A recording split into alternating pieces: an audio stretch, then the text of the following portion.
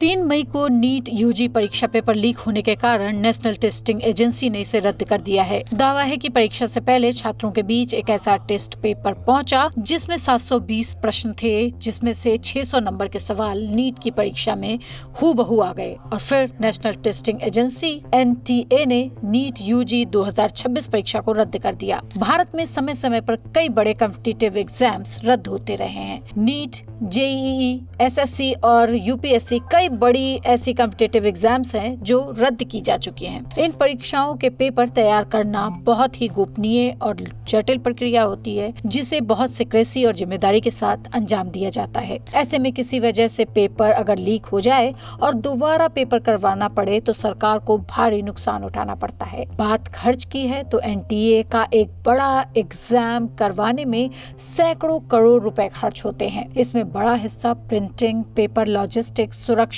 वेतन, सॉफ्टवेयर और टेक्नोलॉजी में चला जाता है।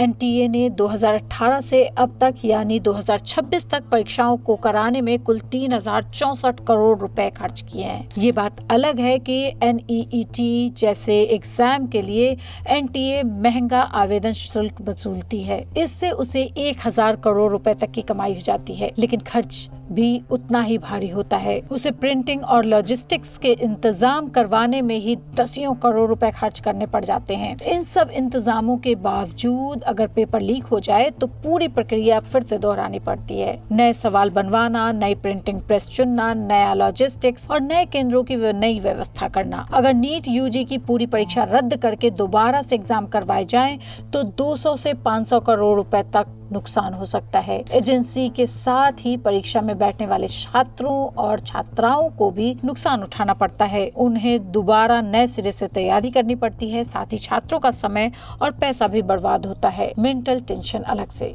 उन्हें दोबारा से कोचिंग लेनी पड़ती है, भर्ती प्रक्रिया अटक जाती है और परीक्षा प्रक्रिया से युवाओं का भरोसा टूट जाता है।